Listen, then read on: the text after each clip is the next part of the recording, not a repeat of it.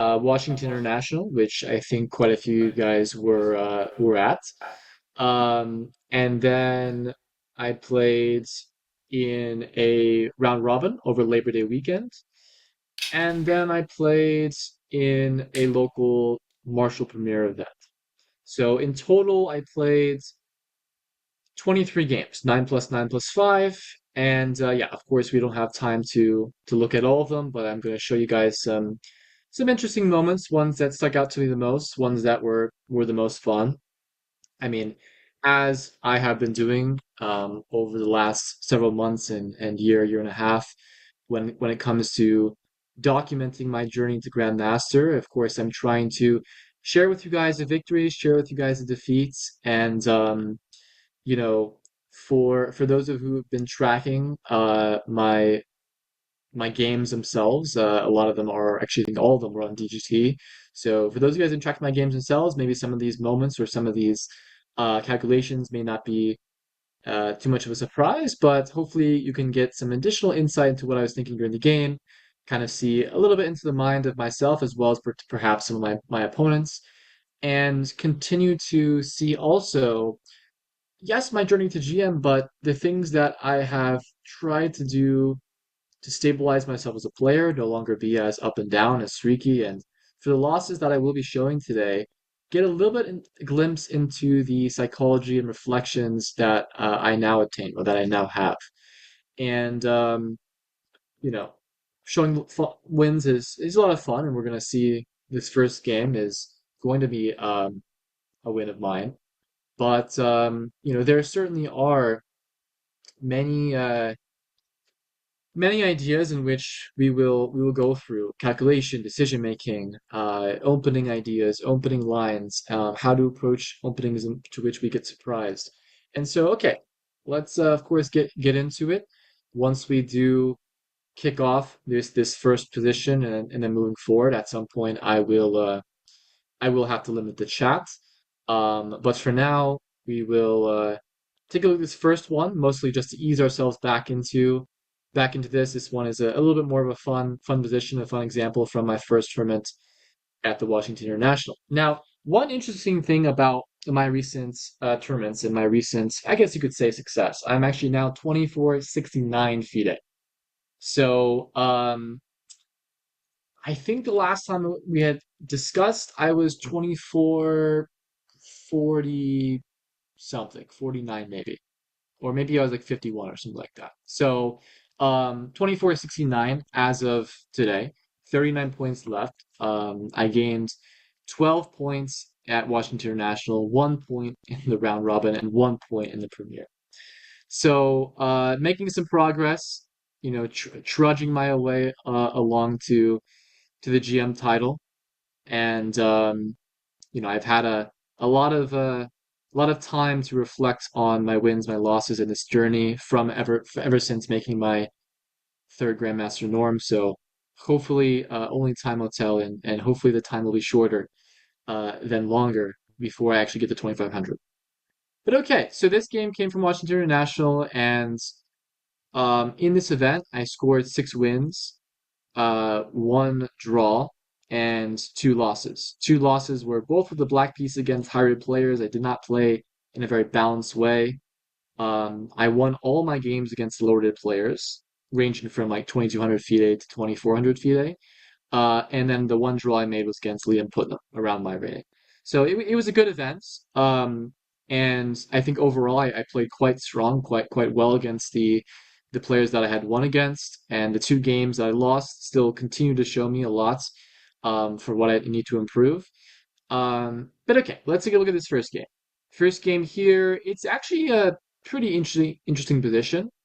For now, the bishop on f8 is lacking any squares. However, it is covering 2 potential weaknesses of black's, the d6 pawn, as well as the h6 pawn.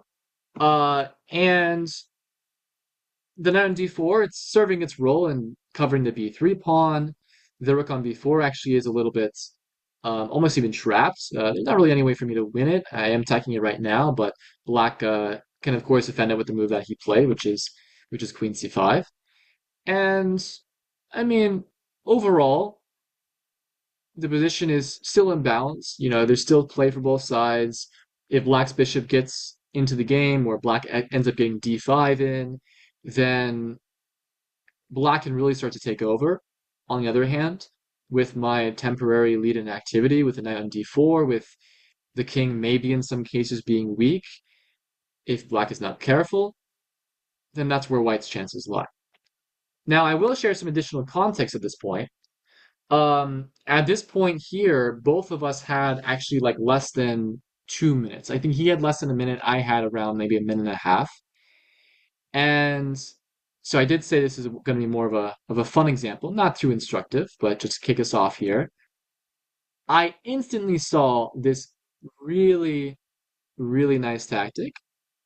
And because of the low time situation, I saw a tactic right after he played Queen c5. And then I spent an additional 5 seconds to make sure that the move itself that I was prepared to play was not strategically really bad for me. And then I instantly played it. Instantly played it. And so after Queen c5, I immediately played Queen to g3. Some of you guys may be catching on already. And so, but once again, the time situation was the fact that I had maybe a minute, minute and a half, and after um, the time spent, maybe a little bit more than that, and he at this point, I think he actually had like 40 seconds. 40 seconds. And so after this initial think, he was thinking, he clearly had this big idea in mind, which a lot of people are catching on to, which is Queen takes g6, followed by f7. And as time started ticking down, he got down to 20 seconds, to 15, to 10. I was like, wait a second, I don't think he sees it. Now, Black's best move is not really that difficult to see once you see Queen h6. So if Black goes King h7, then Queen g3 was not some terrible move. I mean, it does get the queen off the e file. It does cover the d6 squares, so it's not really that bad. But instead, with I think he had 3 seconds on the clock, he played Queen to e3 and then resigned. So this was a nice little fun way to start things off here. Um, and I was obviously quite ecstatic about this this tactical sequence that I had found, um, and got a little bit lucky, sure, but okay, there was some practical pressure, and once I saw this tactic, I sort of instantly played it and then threw the pressure back onto him. Now I noticed a lot of people in the chat were actually mentioning a tactic that I don't think actually had occurred to me when I was playing during the game, which was knight takes e6, and after rook takes, then rook to d5. Um, so yeah, I mean this for some reason didn't fully occur to me during the game. Um, Queen b6, white has a5. Um, hmm, I wonder if this actually works. I mean, I know that I can maybe play Queen c5 and then takes here, but it seems like the computer is disapproving of that. What else could I play here? It's a bit puzzling. This looks actually quite good. Let's see. Maybe I don't take on e6 if there's anything I can do here. So rook takes e6, rook d5. Let's see. Queen b6. Something here. Queen c5. At the very least, Black can try. But other than that, maybe I can even take on b3. Takes and takes. Come to think of it, I don't know. I'm actually not sure how much I like this for white. The thing is that a lot of these pawns are quite weak. I mean, the pawn on c4 is quite weak, the pawn on a4 is quite weak, the pawn on e4 is quite weak, the pawn on f6 is potentially weak. The bishop on f8 is actually a very good defensive piece. If white is able to somehow infiltrate on the back rank, then of course white would be doing very well. But to be honest, the more that I look at this, the less that I like this direction. I mean, the thing is, this bishop on f8 literally is the glue to everything. And I'm gonna go here, here, here. You're kind of tied down to this pawn. I'm actually not entirely sure how white could even play. Um, the bishop, as some people were saying, is bad, but the other thing that other people were saying in the chat is the bishop on f8 is a great defensive piece. And the thing is that when we talk about bad pieces, oftentimes we want to think about pieces that aren't servicing any roles in the position. This bishop on f8 certainly is servicing a role in this position. And so I think with low time, it's much, much easier to play with black. And then once again, I didn't actually see knight e6 because once I saw queen g3, I sort of immediately went for it. But the more and more that I think about it, and I've already thought about it now for a minute, the less that I'm actually liking white's practical chances. And honestly, maybe even white's objective chances. Because I don't see a way in which white is going to infiltrate in the back rank, and I don't see a way that white could break through otherwise. So whoever had first spot at knight e6, of course, is very adept. I think I saw a lot of people seeing that idea, and it's very creative. But at the same time, I think that I'm not even sure what the evaluation of this is. I don't actually think that white is okay. The more and more that I look at this. So I actually have some pretty weak engines on here. So hopefully it doesn't crash my computer. But I'm curious. I would actually imagine it's, I don't know. I'm gonna guess -1. I think a lot of people have made their guess in the chat. We'll see what it is. Oh wow, okay. I'm just tripping. Okay, but you have to play e5 rook b4. Okay, I don't really understand this, but e5, rook b4 here, here. Why is this good for whites? Okay, it's not really good for white. g3. Okay, g3 is understandable because you'd rather make light square weaknesses than dark square weaknesses, but I mean, to be honest, guys, I still don't really like this. I mean, if I take my rook on b5, I still don't. Yeah, okay, so zeros. So whoever said zeros, I saw a couple people say zeros in the chat. It makes sense, but you know what? I would still much rather have black. So, um, yeah. I mean, I think even if I had saw this in the game, I would have preferred going queen g3. But yeah, I guess I was a bit mistaken on how bad it was for white. But I am also thinking that this is in a more practical way, right? In a more practical way, I think that black is to be preferred. It's just easier to coordinate the two rooks. It's easier to coordinate with the bishop just holding everything together. All right. Anyways, I had mostly showed that first example for fun. Showed a little bit of a spirit and some practicality that was necessary to find queen g3, or play queen g3. And another interesting, funny thing is that if I had stalled anymore, like if I had spent maybe 15 more seconds or 30 more seconds, I don't think that queen g3 would have the same level of effectiveness. But okay, this is just a more so quote unquote warm up, and we're now going to transition into the next game. So the next game was my first loss of the series of tournaments I played recently, and I'll be limiting the chat quite soon here. But we'll be looking at this game in the opening first, and then kind of walking you guys through some key ideas, and then once we get to a couple stopping moments, then I'll limit the chat and we'll start from there. So I'm playing against Andrew Tang here. Just a little bit of history between Andrew and I. We played, online Blitz and Bullet here and there over the years. I first played him over the board back in 2021. I actually did win that game. Um, and I had the white pieces then. And then we played a little mini match in a Schwenningen tournament last year, actually. We had two very, very interesting draws. Some of you guys may remember those games. I did show a couple of examples from those games. And here we are. This is the fourth game that we played OTB against each other. And I had the black pieces again, which I had previously because we played that 2-game match. And the last time he played the London against me.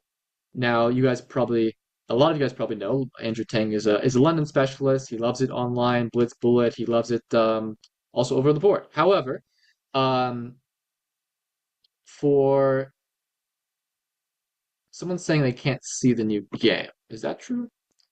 Let's see. It should be showing the the starting position. Is the starting position showing, or is something else showing? No, no, as in okay, it's not showing. Okay, so then I guess I need to share it the full screen. Ah, yeah, that's right. I think I was only sharing the previous screen. Okay, it should be working now. All right, thank you for looking out. Okay, so I when I was preparing for this game, it was actually a morning game, so I think I had overnight to prepare. And for those lines I was preparing, I of course expected maybe the London because he had played it last time. But then he also been playing a lot of open or normal, I guess. Queen's Gambit declines. I think he played some Catalans. And then I was looking at some lines there, and for whatever reason, I just call it, I guess, a bit some laziness, or forgetfulness. But I did not actually check the exact line he played against me last time. Let's fast forward through. So I played this line to London. I think a lot of you guys probably play this exact same line, and then you go in Bishop E2. So Bishop E2 is a bit of a sideline. It's sort of um, veering in the direction of White just trying to get a normal game, get a normal position. And funnily enough, the only analysis that I had remembered from my game against him last year was that instead of the move that I played last time, which was Bishop D6, I'm supposed to go Queen B6. That's literally the only thing that I had remembered. And I knew a couple of the lines of analysis, like some of the main ideas included some Bishop D7, Bishop B5, and that's pretty much it. So, admittedly, the analysis that I done for the previous game sort of went over my head after a year of had elapsed, and he surprises me with castles. So this was not in my analysis last year, and this is now already on move 5, a completely new position. And so, by the way, the first thing first is that if I had checked the game right before, then I very likely would have at least looked at castles. Because while it's not the top move, it is one of the moves, and um, I didn't check it. So, as many people are pointing out in the chat already, Queen XB2 exists, and as some people are just pointing out in the chat, it is a bit suspicious. And that's my exact thought during the game. Typically, with these Londons, Queen XB2 works out, as in Black can play it and needs to know some theory, and I didn't know theory here. And so the lines get actually a bit complicated after that, as you can imagine, with White willingly sacrificing a pawn. And so instead, I went with my previous direction of Bishop D7, followed by Bishop D6. The difference now between this game and the previous game is that when White takes on C5, I take back with the Queen and not the Bishop, so I don't waste time. I do exchange the bishops, and then White gets a slightly favorable middle game position. So with best play, this should be fairly equal, and with best play, Black should hold a draw, or at least be completely fine, without many problems. But I think part of my mentality going into this middle game position was already thrown off a little bit, because first of all, I was a bit disappointed that I didn't check the lines as closely as I should have. Second of all, I was a bit unhappy with the fact that, we were getting in such a dry position where White is playing for two results, even if the most likely result is a draw. And I was very determined to try my best to equalize and equalize cleanly. But the more and more that I looked at it, the more that I realized that my development is stunted very much, and the pawn structure, if it changes in certain ways, can really suit White a lot more. And White has a very simple play. The knight comes to c3, the rook comes to c1, pressure down the c file, pressure down the d file. My knight on b8 is not very good. My bishop on d7 is not very good. And so, okay, I started with queen c7 because essentially I did not want to allow, if I were to castle, White can play, let's say, pawn takes d5, and I have to make the decision if I take with the queen, then that could come with its potential ramifications. Or if I take with a knight, well, I can't. So I didn't really want to take with a pawn. I mean, I suppose I can be like live an isolated queen pawn position, but it's an isolated queen pawn position where I've already given it my dark square bishop. And the more trades that occur in isolated queen pawn positions, along with the fact that White has the ability to blockade the pawn on d5 if they would like to right now, kind of compounds on one another, and maybe not really want to play this position. So I play queen c7 with the thought that, okay, if white takes on d5, then I can take with the knight.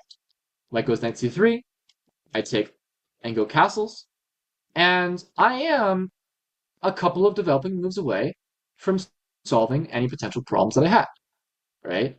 And so the thing is that for a position like this, it is a bit tricky that uh,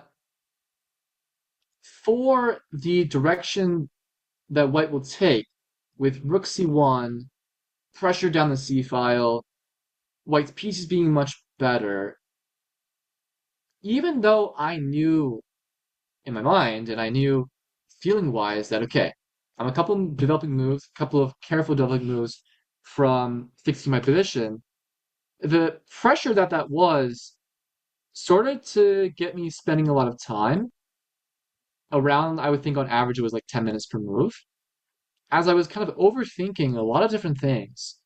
And even though my direction that I took over the next few moves ended up being objectively good or objectively fine, I started bleeding a lot of time on the clock, which was very impractical. And at the same time, white was still applying significant pressures down the D and C files. So I played rook to d8. For now, there's no immediate discovery tactics for white. He goes queen e2, very typical. Hide the queen on e2, the other rook will slide over to d1. I went bishop c6. My thought in mind here is, well, okay, in some cases, maybe exchanging the bishop for the knight is favorable. I wanted the knight to come to d7 because if I were to go knight c6 here, then some like knight b5s could be annoying. Okay, so bishop 6, it was also still fine. Everything so far is still fine. Knight to d4, knight d7. So I'm developing, as I told you guys earlier. As long as I develop carefully, I should be equalizing. Okay, so where's the equalization? And now Andrew hits me with b4. A very frustrating move to have to face. Because if white just goes like rook to d1, and I go rook c8, and we play a couple of normal moves, it was not my expectation, more so just my hope, that things would fix very quickly. Like I would go 95, we would make a lot of rook trades either on the D or C files. Sure, maybe he'll get a bishop for knight, but no big deal. And then b4 comes, and now actually things get a little bit more annoying. b5 is coming, the C file may be opening, and things may be very, um, very tricky for me if there's additional open ideas on the C file. And the thing is that when it comes to my direction now, once again, I need to be additionally careful with how I develop my rook or how I defend against b5 if I need to. And so, unfortunately, not seeing any reason not to play rook ac8, I played it. And I spent on that move actually the least amount of time because I thought that finally, I have completed my development.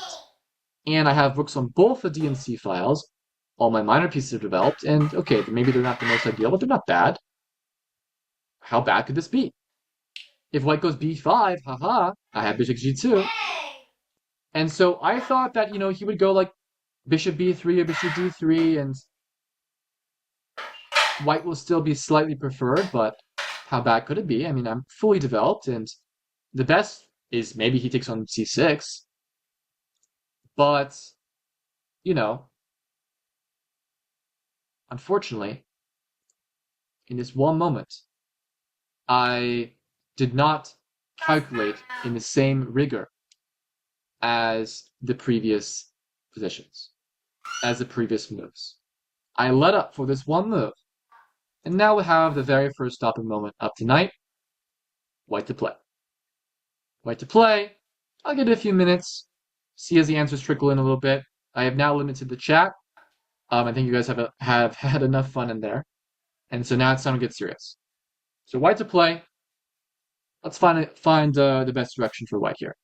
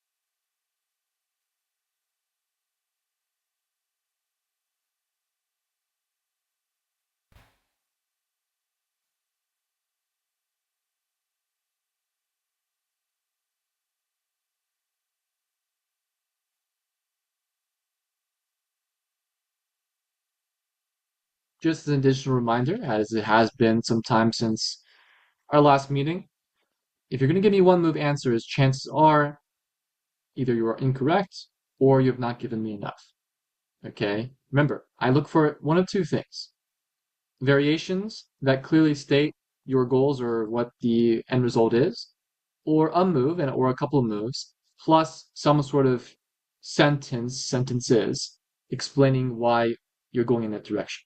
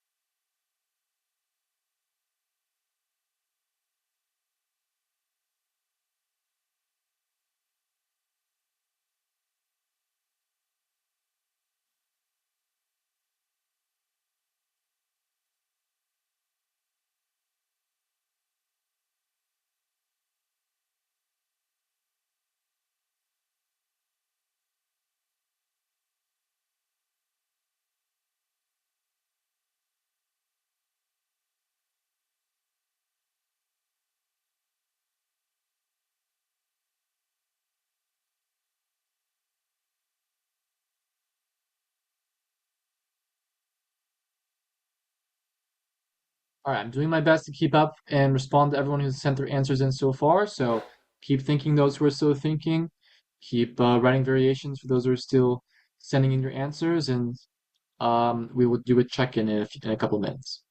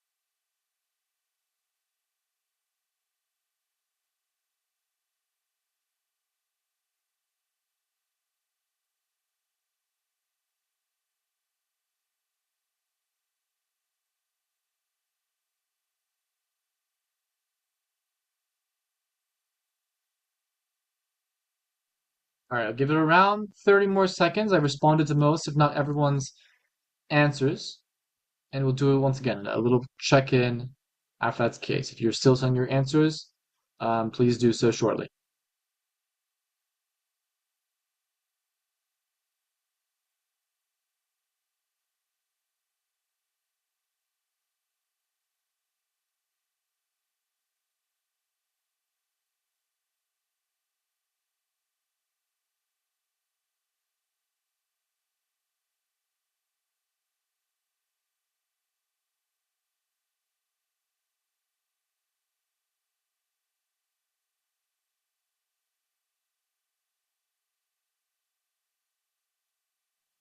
All right. So, I responded to, I think, pretty much everyone who had sent their answers in, except maybe in the last 1 minute or so. Um, a lot of good ideas.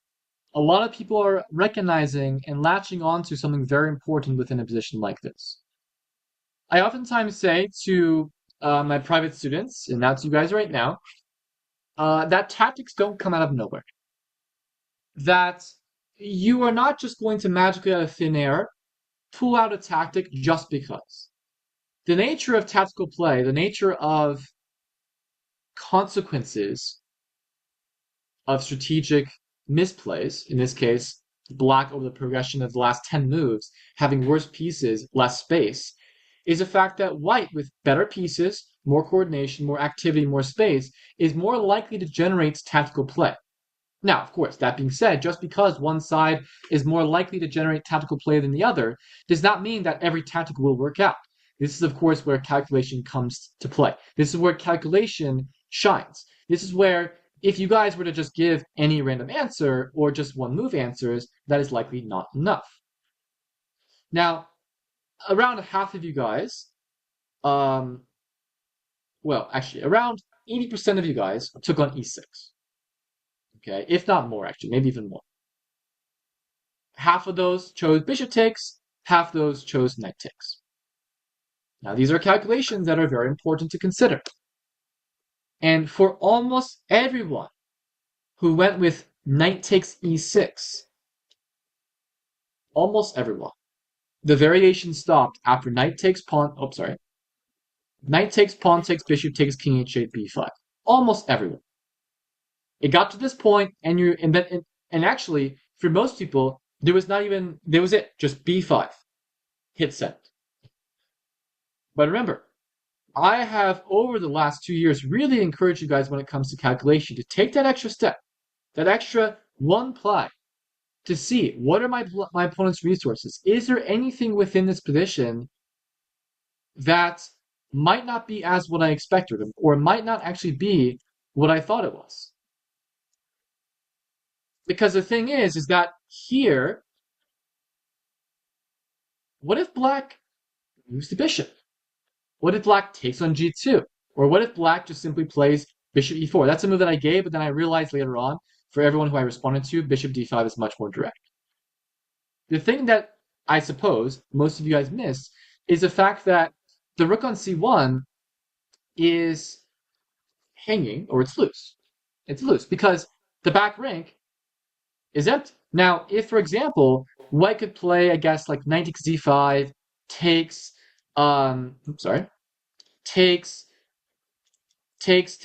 and king h2, then I think white would be doing very, very well. Very well. But that's not legal. And so, after bishop d5, I actually think that white might even be in big trouble. Might be in big trouble. And so for the 15 or so answers that I got that went exactly like this, remember to push yourself. It's not enough just to see something that's promising. There should be some finality to it. Meaning, you should go to the end of that variation and be like, this is my evaluation because I have recognized there's no resources for my opponent that work, and I'm good to go. I'm winning, I'm better, whatever evaluation you come to. So unfortunately, this direction of knight takes e6 is not as promising as many of you guys led on to think. Now, the other one that I saw a few people mention was b5, which is funny because 5 minutes before we had, or maybe even less than that, before we got into the stopping moment, I had said bishop takes g2 was the way to go for black. Now, maybe you guys just thought it was a trick question, but it was not. And so this is not good for white either. Now, interestingly enough, I didn't see, I don't think, any answers, if I'm not mistaken, that said like bishop b3 or bishop d3 or moving the knight, like maybe knight b5 or something like that.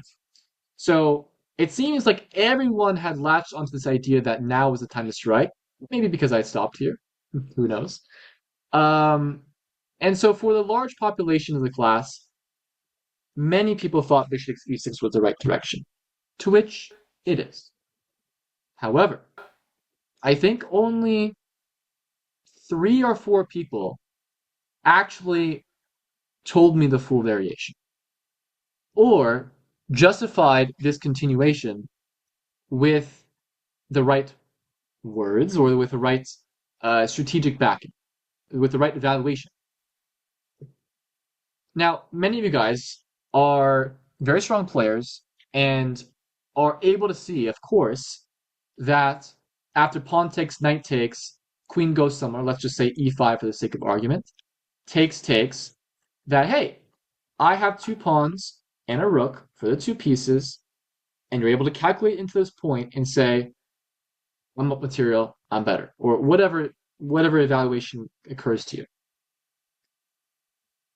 And that is why I have tried to get you guys to put in an even heavier emphasis on making sure that when you are calculating, there is a strict and clear evaluation in your mind when you get to the end of an evaluation. Sorry, in the end of a variation, that there needs to be an evaluation. And part of that evaluation process sometimes is, of course, recognizing the overall aspects of the position, the material count, piece play, weaknesses, king safety, etc. But part of that evaluation process sometimes is to, once again, look that extra 1 ply and see, has the dust actually settled down? Is there anything here that I can actually add to the position to make things even more convincing for myself? Because for a lot of you guys who stopped after knight takes e6, which by the way was like a large majority of the population, I heard many answers go bishop takes e6, pawn takes, knight takes, white's better, or white's winning, or white's winning material. Like, yeah, I can see that, right? Like, you can see that. You don't even need to tell me that. If that was your answer, you could have just put it. Like, telling me white wins material does not tell me anything at all, okay? Or doesn't tell yourself anything at all. That is not an evaluation. You guys are well past the point of stating the obvious, all right? So, what is the next point then? What is the next thing that we're looking for? Okay, it's that concrete or very justified evaluation of the position. And for those of you guys who did that, who pushed yourself, they found b5. A very important move. A very important move. Now, it's not the only move that gives white an advantage, but it is the move that gives white the clearest advantage, the cleanest advantage. And as we know, I mean, as humans, right, we are not just some sort of engine that somehow lands on a plus 1.3 just because, right? There needs to be certain factors in the position we latch onto, such as in this case, we are going to get rid of this nasty bishop on c6. This bishop on c6 that is giving white some problems. Now, of course, like if white didn't have b5, then white could play something like f3 at some point, maybe here or maybe not, maybe later, just who knows. But white does have b5. You don't need to worry about all those other ways that white should limit black's counterplay. White does go b5, gets rid of this bishop, and with only the 2 knights on the board, which are not doing much, white's rooks will go to the c file, the d file, a lot of tension along those files that black is just not ready to combat. Black's king on top of all that is not super weak, but it's weaker than white's. Black will have 0 counterplay that they can generate with these knights. And white is enjoying a very, very comfortable advantage. So you might ask, well, coach, Josiah, why'd you play rook ac8? Well, if you guys were listening, I already told you guys. I thought finally This was my chance to simply complete my development, get myself back into the game, make a couple trades, go into an end game, equalize. Now, the interesting thing is, I had seen bishop takes e6 here, and I wrote it off. Because after bishop takes e6 here, I take, they take, I go queen e5, they take, I take, no b5. My bishop on c6 is an amazing piece. My knights will eventually make their way to the king side. My rook, my queen, everything in a very active position right now to very likely at least create significant counterplay. And yet, my mind, my thoughts, my thought process did not register that after b4, that was a significant change. That was a significant difference to where, wait a second, I actually can't go rook a c8 because of b5. That's not something that really occurred to me. And as I told you guys, the reason why it had not occurred to me is because for once in this game, I decided that 5 minutes was enough. Or however much, I think it was 4 to 5 minutes, and I just kind of trusted my instincts and played rook a c8. My thought process was not enough here. And that is the unfortunate reality that we live in as chess players, is that we need to adapt. We need to have a well thought out thought process. No matter how strong you think your instincts are, there will be many moments where your instincts will fail you because you have not applied the right calculation to the position. And so, as I oftentimes tell my students, instincts are not a bad thing. Trusting instincts blindly is what leads to mistakes. However, instincts can be harnessed. That's the key word I like to use. Harnessed. If you harness your instincts, then we're talking. You take your first instincts, you take your second instincts, you explore them, you calculate them, you look at them. In that way, not only do you explore your instincts, they get better. And over time, your instincts will get better and they will actually be correct more often. But does that mean that even as your instincts improve, you then begin to just simply trust them more? No. It's always that refining process. Instincts. That leads to options. That leads to you calculating, coming to evaluations, and eventually, a decision.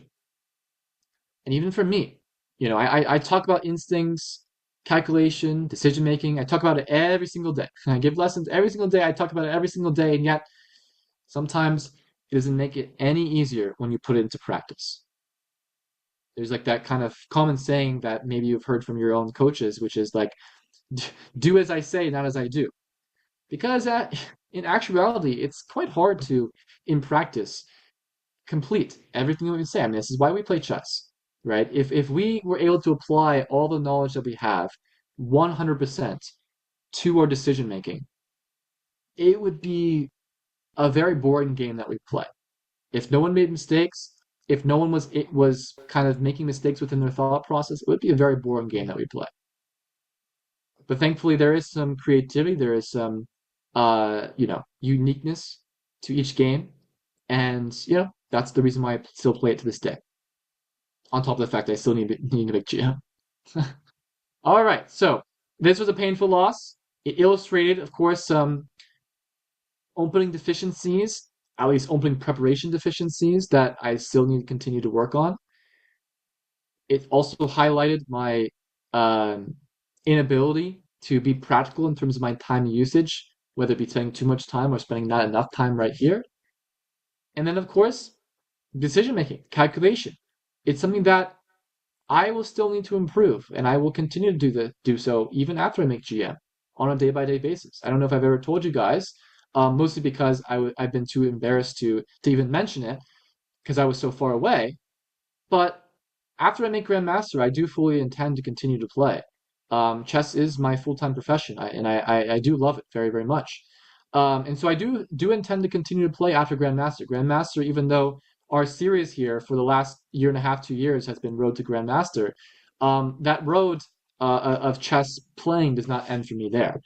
And so I do intend to continue to work on my decision-making process, to continue to work on my calculation, indefinitely until I decide it's time to hang it up and no longer fit to be playing chess, which I hope is not for a long time. Okay, we got 10 minutes left. Let's look at some more positions. All right, so we're gonna look at two more. We're gonna take a look at now my next tournament. Actually, I guess we skipped over a tournament. I spent a lot of time on that game, so we're gonna skip over a tournament here. We're gonna look at two games from my most recent events, which was a local event in Marshall Premier. Now, just for a little bit of context of the round robin that I played, it was very up and down, mostly up, as in I won three games. I only lost one, but unfortunately for the one game that I lost, I got completely outclassed and kind of dug my own grave. And for the three games that I won, they were very solid, but I did miss a lot of chances. I also did not necessarily extract the most that I could have from my games. So there was some interesting moments from that. If I had more time, we would certainly show them. And of course, if you're ever interested, then you can feel free to just look at my previous games online. Okay, so the next game that we're going to take a look at was from the Marshall Premier. I was playing against Casa Corley. Black pieces, the third round. Don't bring that too important. We're going to kind of fast forward just for the sake of time to the critical moment. Okay, so we have let's see, where do I want to stop? Let's go right here. So I recognize an opportunity to play b4. The knight goes to a4, and white is, not the best in terms of their piece coordination, but okay. I mean, we haven't castled yet. White's next ideas are something along the lines of like f4, f5, and some kind of kingside attack. If I do castle, then they'll go, h5 or h4, h5, g5, like the very typical Sicilian things. And if I'm not able to make a breakthrough in the queen side, as we know, eventually White will apply pressure in the right way, and um, and it could be very dangerous. So, block to play here. How would you like to proceed? Remember, variations, precision, resources. Please do not just send me one move and tell me that's enough. We'll take a few minutes. We're going to try to look at two more stopping moments before the end of class. So let's spend a few minutes here, send your answers in, and then we'll move on to the next one or to the last one.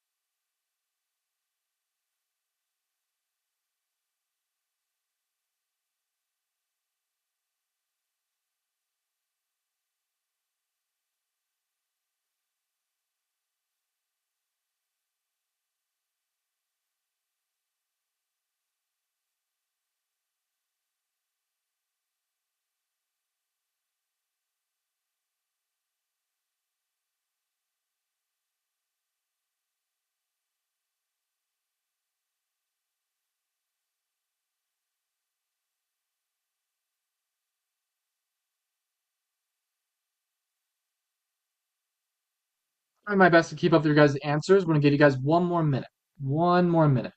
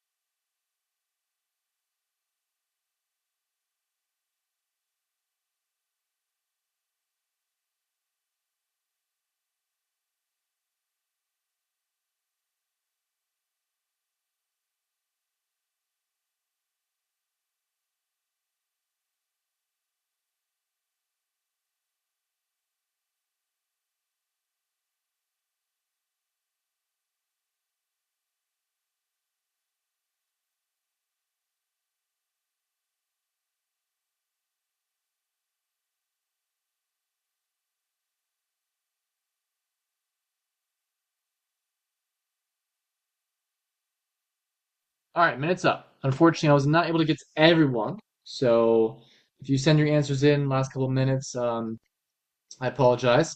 Unfortunately, as I mentioned to you guys 2 months ago, Zoom has sort of changed their layout to where I have to click on each individual icon to respond to your guys' messages as opposed to what it was before. They probably thought that they were being very clever with that, but in fact, when it comes to responding to 40 different messages, it is not the most efficient. Okay, so for the sake of time, we're going to kind of go through the different ideas, the different answers, and also once again establish the same idea of calculation, variations, resources, and depth and precision that we've been talking about. So, um, clearly the 994 is our target, or can be our target, and so moves that kind of revolve around that quite important. So one move that I would definitely consider during the game is Bishop F2, but I believe that White can get away with Queen F2, and you guys are gonna see the point soon. Um, the best is Knight C5, and this is very forcing by nature. In fact, my opponent had to play B3 during the game, and that's how the game proceeded. I went on to win due to, the clear structural weakness on the king side, or queen side, sorry, and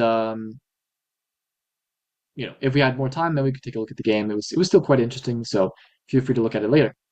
But the other natural move is knight c5, which of course is the line that pretty much everyone was calculating. Pawn takes, okay, the knight's trap, which by the way is the reason why the line after queen f2 is not as convincing, is because after knight b3, c4 with the queen on f2, then I can play knight takes a5, and pawn takes d3 will not come with tempo. But okay, knight b3 here, and a lot of you guys stopped after c4. Or maybe after knight takes a5, you gave me pawn takes d3, and just stopped here. It's not over. Queen takes d3. After queen takes a5, I have queen d7 check. In fact, during the game, I almost stopped here. Almost. Not really, but almost. Black wins with rook to d8. Black wins with rook to d8, and it's not close. The queen cannot defend the knight on a5. But this rook d8 move is incredibly important. And remember, you guys, precision. That's what calculation is all about. Being precise, not stopping too early, not taking things for granted. So knight c5 is the correct idea, is the correct move, and for full credit, you have to see all the way to rook d8. Okay, the last moment, the last game that I played, kind of tough to end on such a bad note, but unfortunately I have to reveal to you guys, or I have to remind you guys that I'm quite a human player myself, and I am full of plenty flaws, and one of them being my lack of opening direction sometimes, um, and then actually missing some or misremembering some of my variations has happened at least a couple times this year already, and it's a bit frustrating, and it happened again here, and so you guys actually might remember this exact variation I'm about to show you guys. so far here. I played a game back in April, Spain. In fact, I showed you guys that game. I think probably it was maybe May or late April, and I won that game very convincingly. It was a very good game. Um, castles. So far, so good. The move here is rook to e8. But I hadn't checked that game. I hadn't checked that line in a few months, which is of course on me because I love this line. I really like this line as black. And then, without taking much time, I played g6 here. So you guys, last stopping moment of the day. The theme here is beat the bozo. Try to punish your opponent for their opening inadequacy and find the best strategic continuation here for white. We're not going to take too long. It's already 8 o'clock Eastern, so if you do have to leave, you're more than welcome, of course. But if you'd like to send your answer in and get my closing thoughts, then stick around for a couple minutes. So I'll give everyone like a minute and a half, and then we'll call it a day.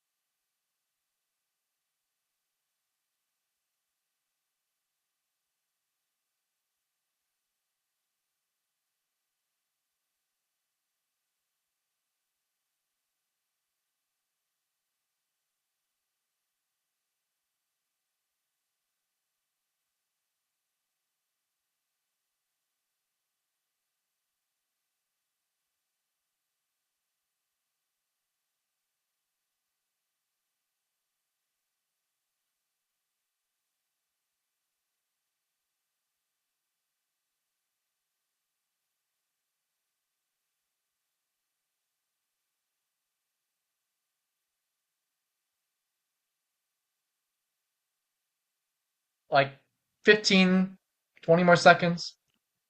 This is when I'm not bothering to respond to you guys because we're gonna go through the answer in a second.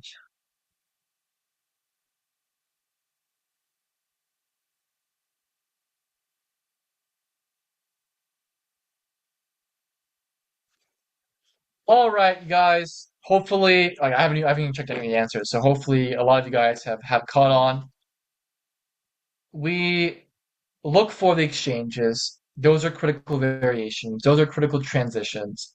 After bishop takes d7, knight takes d7, black's pieces are very discoordinated. If you give them a couple of moves to coordinate, maybe I bring the knight to b6, maybe I go bishop f5, bishop b6, rook e8. Yeah, that's not happening. e4. White's already much better. In fact, already on the way to losing here, basically. And for whatever reason, I did not calculate g6. If I had, I would have remembered, wait a second, this is not supposed to happen. So that was a little bit of a brain fart, but also a little bit of laziness on my end. As usual, good to see you guys. I think I will see you guys um, sometime next month in October. If any of you guys are interested in tournaments, I'll give it a little bit of a shameless plug. Hopefully, you guys are going to be on your way soon or already there, 2100 plus FIDE or around that. I do organize tournaments, which some of you guys may know. I've maybe told a few of you guys before, but if you are close to the 2000 plus or 2100 plus FIDE range, feel free to shoot me an email. I'm going to give Coach Greg my contact.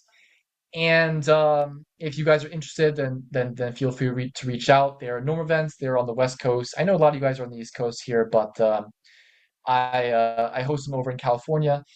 And of course, I'll see you guys soon, and we will continue to go through my tournament games, and hopefully by the end of the year, that's my goal, you guys. I'll be a grandmaster. Okay, so thank you guys for tuning in as usual. Have a good night. Have a good rest of your month, and I'll see you guys soon. All right, take care.